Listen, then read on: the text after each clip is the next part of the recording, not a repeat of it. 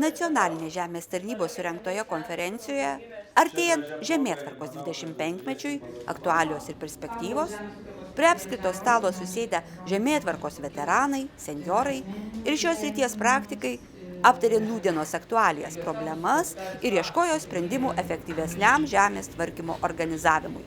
Susirinkusius pasveikino žemės ūkio viceministras Albinas Ežerskis. Nacionaliniai žemės tarnybai šiandien iškelti 3 pagrindiniai uždaviniai. Tai tarnybos veiklos efektyvinimas ir optimizavimas, žemės reformos užbaigimas ir Lietuvos Respublikos valstybės sienos demarkavimo darbų pabaiga. Šiuos uždavinius pristatė nacionalinės žemės tarnybos direktorė Daiva Gineikaitė, prieš tai pasveikinusi susirinkusius. Puikia dovana garbingą jubiliejų atšventusiam senjorų klubo pirmininkui Vytautui Skuodžiūnui tapo ką tik išleistas Lietuvos nacionalinio atlaso pirmasis tomas. Aš džiaugiuosi, gal dabartiniu metu tas principas ir kelias truputį einama ir prieki ir autoritetas mūsų specialistų gal kyla.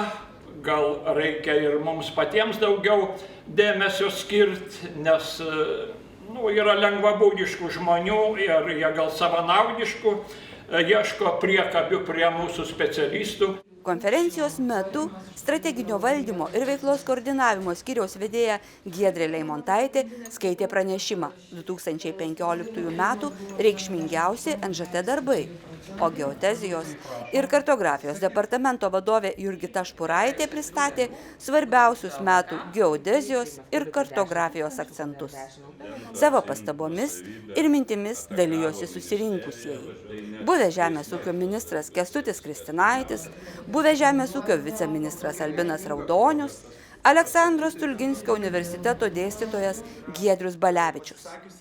Jei 2015 metais buvo įvykdyta tarnybos pertvarka ir pradėta ilgalaikė teritorinių padalinių patikros programa, tai 2016 metais planuojama užbaigti žemės reformą kaimo vietovėse ir Lietuvos Respublikos valstybės sienos demarkavimą.